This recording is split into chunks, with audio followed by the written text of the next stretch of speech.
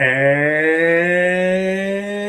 good morning, Port Jervis, and welcome to the Port Connects Spotlight Podcast, our alumni podcast, and a warm welcome and a good morning to Dr. Eileen Oliver-Eggert. Good morning, Eileen, and welcome to the program. Good morning. Thanks so much for having me. Yeah, excited to have you here and learn about your journey in Port Jervis. Just a quick shout out to our Port Jervis locals here. It is concert time, and those concerts are listed on our website. They were in the intro there, so want to get that holiday concert information out to our friends here. But Eileen, good morning, and welcome to us from Harrisonburg, Virginia. Yeah, thanks so much. Home of the JMU Dukes. Friends, this is Eileen Oliver-Eggert, class of 92.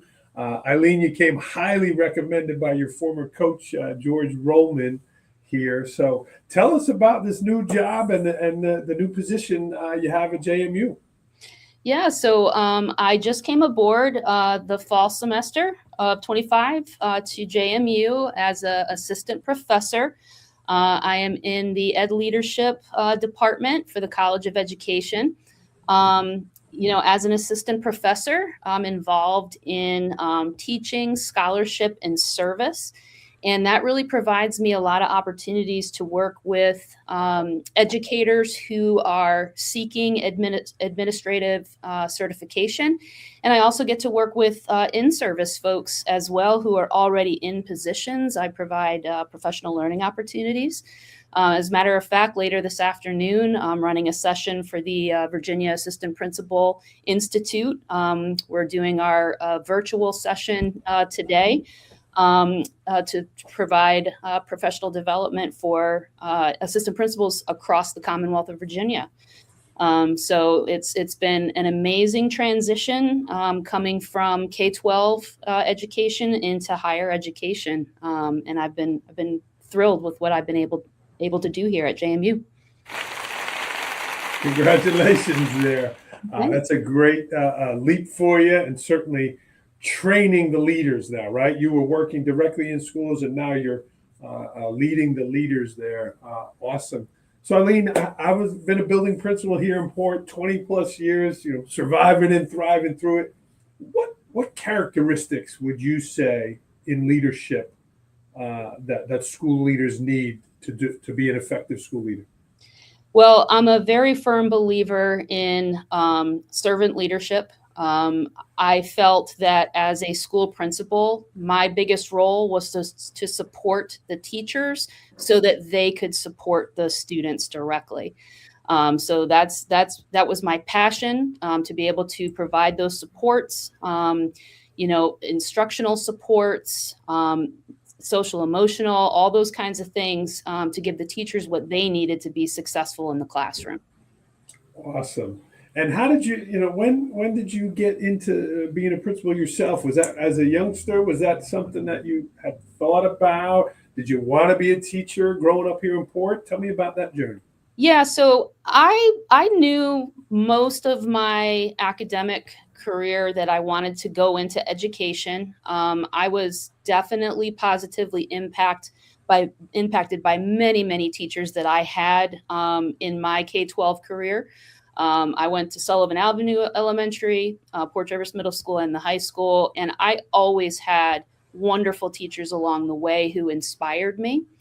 And so I went to Canisius College in Buffalo, knowing right away that I was going to be an education major. So my certification coming out of my undergrad was elementary, early secondary education. I started out substitute teaching in the Buffalo area. And then I got my first full-time position in a private school outside of Buffalo. And then I decided that I wanted to move south. And so I applied to schools in Virginia and North Carolina and ended up getting hired in Orange County, Virginia.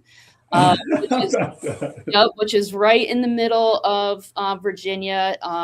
It's halfway between Charlottesville, Virginia, and Fredericksburg. So it's a very small rural school division. But that's where I started my teaching career. I ended up teaching for, I was in my 13th year when I made the transition into administration. I had gotten my master's from the University of Virginia in administration and supervision. And so for the last 12 years, I've served as either an assistant principal or a principal at both the middle and elementary school levels.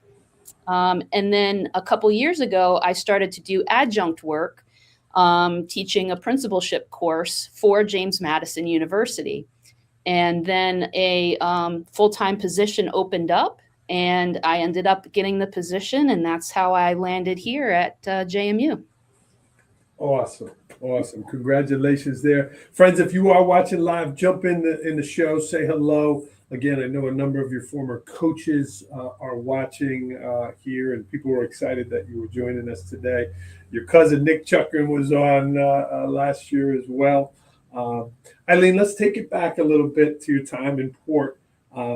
Any of those teachers, the people you mentioned, and you wrote a bunch here on the sheet here: Ron Semarano, Luann McCarthy, Deb Lambert, Christine Manfredo, Bob Corvino, Don Clayton, Kevin Birmingham, Hugh Spangenberg, and of course, George Rollman. Did any of them whisper in your ear when you were younger and say, hey, I think you should be a teacher. I think you should think about school leadership. Did any of them drop that seed in you? It wasn't necessarily a direct, hey, you should go into education. But what I learned from, first of all, for the ones that I had in the classroom, Miss Manfredo in particular, Deb Lamberg, they really helped me become a writer. I really felt like I developed my literacy skills, and especially being able to write high quality scholarship, that I knew I could be successful at the collegiate level. And like I said earlier, I had always been inspired by the variety of ways that teachers were able to touch my life growing up. I had a lot of support academically and in other ways too, that really helped develop the person that I became. For all my coaches, Ronzo and Mr. Rollman, they helped my leadership skills on the softball fields, the court. You learn teamwork, a strong work ethic, collaboration, sportsmanship. All those kinds of things help to add to my life, and I was able to take those skills, from the athletic fields and utilize them out in the real world. So I don't think anybody directly said, hey, you should teach or you should coach, but because I was inspired by those folks, I thought I could emulate what they did for me as well. Awesome there. When you think back, Eileen, to all the road trips, games, events, what are some things that stand out? Like whether it was a championship, whether it was a practice in the freezing rain, what are some things you remember? I remember lots of things. I remember the competition between several of the schools that we played. For basketball, it was always against Monticello. For softball, it was always Minnesink Valley.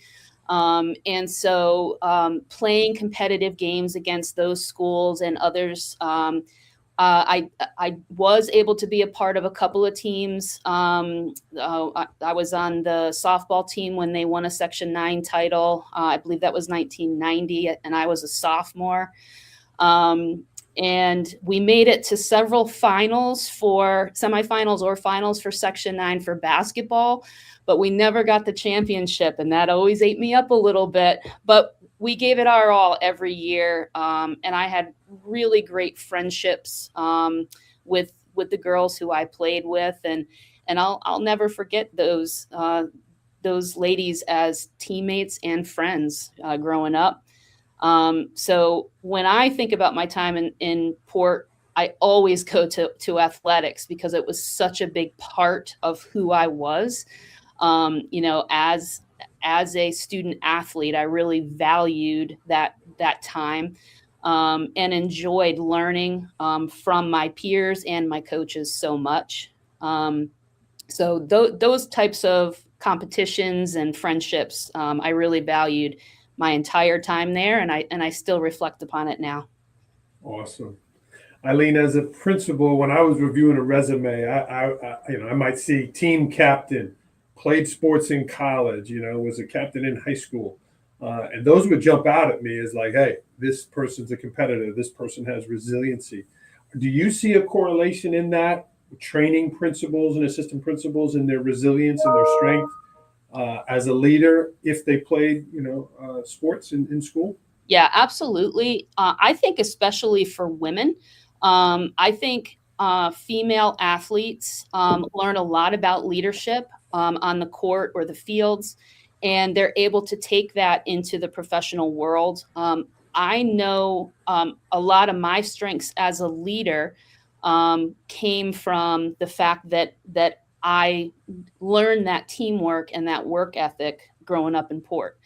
And so I definitely highly value involvement, whether it's, team sports or fine arts, any of those things, but being involved in things that you are interested in and value, those things transition into your life beyond high school. And I'm so thankful for the experience that I had growing up coming through Port Jervis schools. I love it. I love it. You see our stuff, Port Pride, and one of the Port Pride fives, Eileen, that you mentioned is involvement, being involved. And I'm so happy to hear you say that because it is so important. And now more than ever, there are so many opportunities, capital P-O-R-T, here in Port Jervis. We just started women's lacrosse, women's wrestling has taken off. We just had a girl here, Charlie Wiley, signed Division One. So we agree with that. Girls flag football. So there's a lot of opportunities here, in that. Eileen, moving to Virginia and now training principals, are you seeing less people go into leadership positions because of the pressures, because of the social media attention on leadership? Are there people going like, oh, I don't, backing away from it a little bit? What are you seeing on your end? Yeah, it's a really challenging time right now in public education. And unfortunately, there's not a shortage of folks who are in education, but one of the courses I teach is called the principalship. It's the last course that students take before they complete their internship and get their certification as a school administrator. And I always start the class each semester by asking folks, what are their future aspirations? And I am finding less and less who say, I want to be a school principal. They want to take the step into administration, and most of them will become assistant principals, but they're looking to become central office directors or coordinators or things like that. But there is some shying away from the principalship. And I understand it is a challenging position. It was some of the hardest work I ever did, and I did it for 12 years. I think it takes a lot of special qualities for someone to be successful at it. But it's such a critical role and so important that we've got to keep getting people into those roles and sustain it. Retention has been a huge issue for teachers and administrators. Mm-hmm. And so giving people the knowledge and the skills to be successful and then being able to retain them is so critical for all roles in education. Agreed. And when you have strong leadership at the central office, kind of directing the traffic, it makes it great. Dr. Bell here in Port Jervis has done a great job with our team here and the expansion. But you mentioned earlier about servant leadership, right? The leader should serve. What are some other of those qualities that you said, hey, these are special ingredients that make up a school leader? What are you looking for in those leaders? For school leaders, they have to have strong communication skills and soft skills, like the people skills, being able to collaborate with others.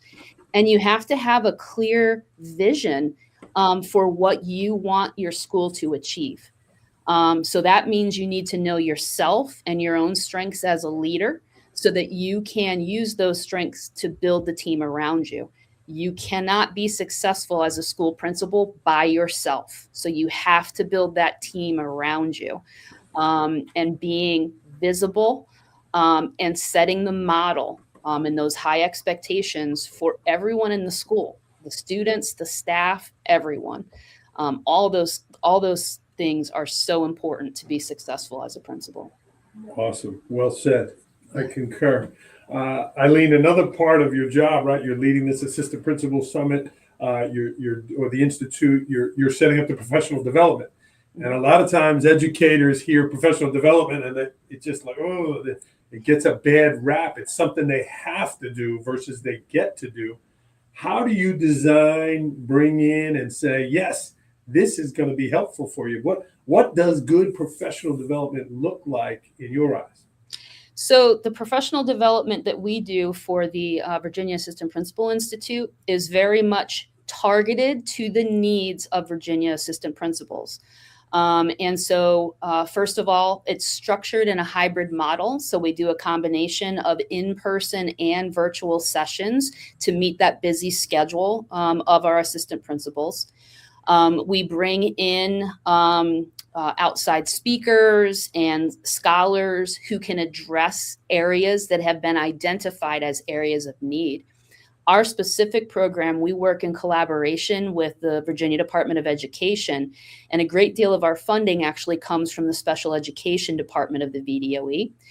And special education is one of those high areas of needs where our students, special education students tend to underperform. We've had that achievement gap there across the country for years. So our school leaders need to have the ability to be inclusive educational leaders. So giving the skills, providing PD around inclusive leadership is one of our focus areas for the VAPI Institute. For today's virtual session that we're doing, actually, we're focusing on discipline and documentation and manifestation for students with disabilities. And that's connecting to the last in-person session that we did that was totally surrounding everything inclusive education, from being an LEA, facilitating IEP meetings, all those kinds of things. We also always get feedback after every session from our participants so that they can not only give us feedback on the content that we delivered, but ideas for what else they would like us to provide them. So we're trying to be extremely responsive to what they're self-identifying as their needs. You're saying all the right things here. Inclusive, responsive, incredible. And whether it's Virginia or New York, here in Port Jervis, right? Our special education numbers, as you said, in terms of student success have been lower. And that is something we're focusing on here as well. And it is true, right? It's not a separate island that, oh, it's those kids. They're our kids. And we got to get them to the level they need to be there. So good stuff for you. Eileen, I got all kinds of tools and stuff here. And one of them is a magic wand here. You're a professor there now. You're the leader of the leaders. If you could make a wish for education, if you could say, I would love to see this in our schools, for our leaders, for our educators, for our students, what would some of those wishes be? Well, the first thing that comes to mind is I would really love for public education to have the resources necessary to deliver equitable access for all of our students. There is very, in my opinion, inconsistent resources that are provided to public schools, and especially with where our political world is and the question of what is happening with these changes with the Department of Education. Those limited resources really have an impact on what we can deliver. And all students need to have that opportunity to be successful. And so that's probably the number one thing that I would like to see. And as I said earlier, I think retention in education is also a big concern. And so being able to identify those quality teachers and leaders and being able to keep them in the system and provide them the supports they need to want to stay there is going to be super important. Yeah, you've continued to talk about retention here and the supports there. Yeah. We want you on our team here. You just got the JMU. We want to bring you back to Fort Jervis. But Eileen, kudos to you. You landed in a position, we spoke off air, like, hey, this was a dream, right? Yeah. But you took the steps towards it. For all of our educators here locally that are going to watch the program, or educators everywhere, you made the dedication, you made the effort to get that doctorate because you kind of knew that, hey, this is something I'd love to do. You didn't wait for the opportunity and then go do it. You got prepared, and then the opportunity came. Tell me about making that step and what you have to do personally, professionally, to earn that doctorate and the time and the effort to put in there. Tell me about taking that step to earn your doctorate.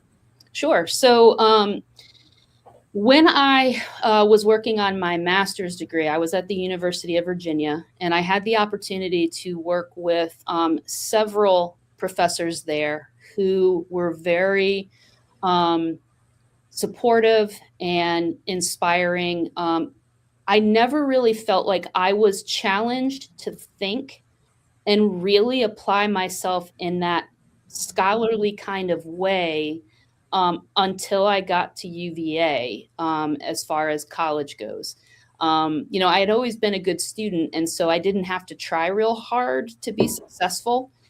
But at UVA, I got challenged immediately, and I really enjoyed that. And there were two professors in particular, Dr. Duke and Dr. Tucker, who made me really want to continue the journey. And it was working with them in my master's degree that made me think, I want to keep doing this. I really enjoyed the experience. And at the time when I was accepted into the doctoral program, the program was hybrid. We would meet, it was kind of like the reserves. We met one weekend a month for classes, and then the rest was online. And so we had a cohort of 12, and I started the program in 2015. And that was the most challenging academic work I had ever done. But the professors I had were absolutely fantastic. And some of the same ones I had in my master's program were in my doctoral program as well. So I knew them coming in. The cohort was fantastic. We continue to stay in touch now. We have a group chat that we still, we wish each other happy birthdays and holidays and get together occasionally, even though we're all spread out around the state. It just was a fabulous experience, challenging for sure, but the journey was worth it. And I knew that I wanted to use my doctorate to become a professor. And it took me 4 years to finish. I was an assistant principal at the middle school level when I was doing my coursework.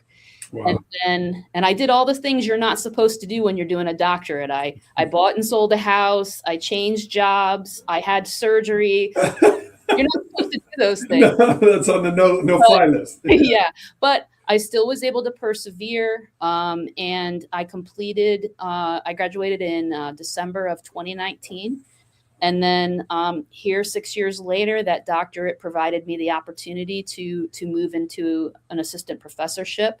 And it was, I thought it would be my second career going into higher education, but it just worked out that I was able to move into this. It's the same retirement system that I had for K-12 education. JMU has the same one. So I didn't retire. I just rolled right over.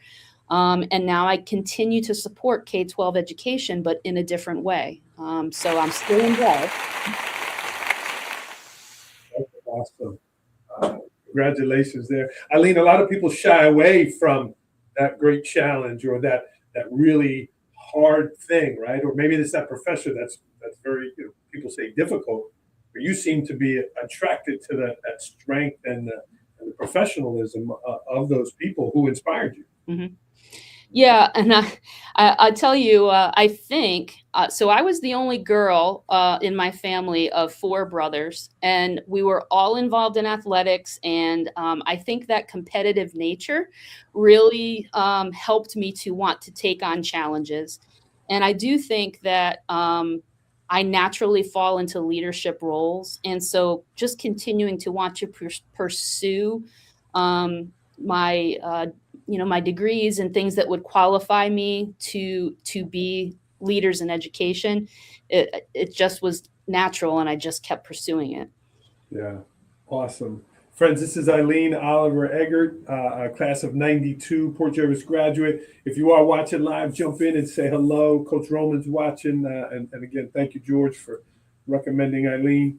Eileen, you've been in Virginia 20 plus years, 25 years now. Virginia's for lovers. So what are some loves outside the field of education? I know you have a family there. You're in a beautiful area Mhm. of the country, that 81 corridor there. It's just gorgeous. What are some loves outside education and passions that you have? So I can't really play sports anymore, but I still love sports. So I really do enjoy getting to watch sporting events. And I do play golf, so I like to get out and do that. I enjoy spending time with family and friends. I enjoy movies and reading, and just having opportunities to be with my family as much as I can. Yeah. And JMU has become a hotbed for sports. I mean, they won the National Football Championship, then they're in the Sun Belt Championship now. Yep. And the next coach at the high level keeps coming from JMU. They're really becoming nationally known.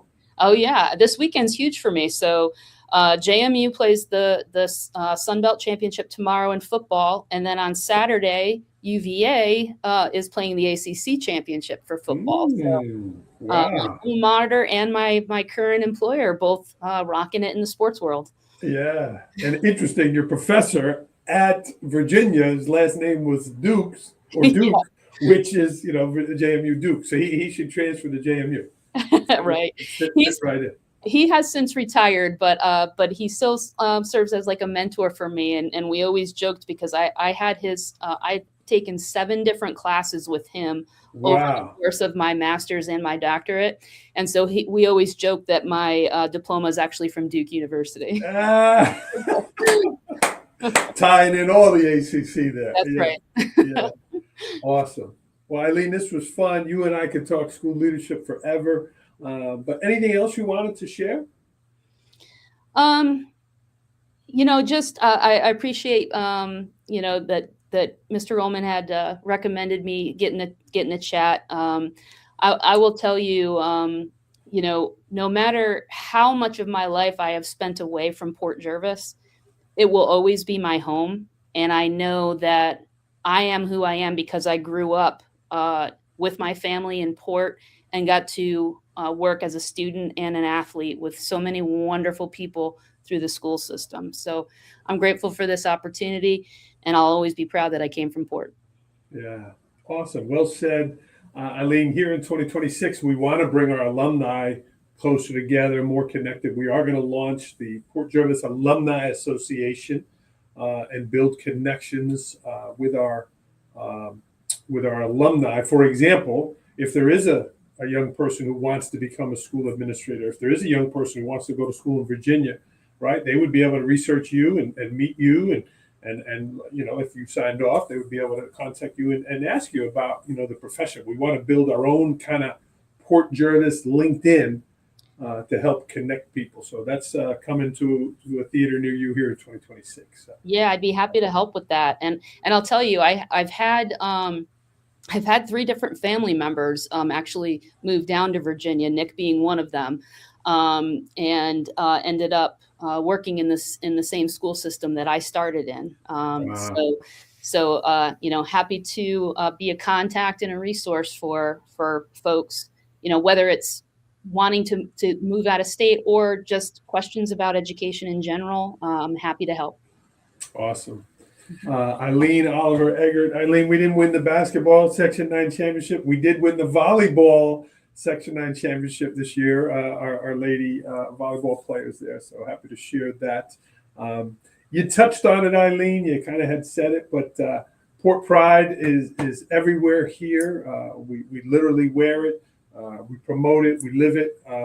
What does it mean to you, however many years later, 30, 33, 35 years later, as a graduate? What does it mean to you, Port Pride? Port Pride is, for me, it's my roots, it's my home, and I love where I came from, and I'll always be a fan.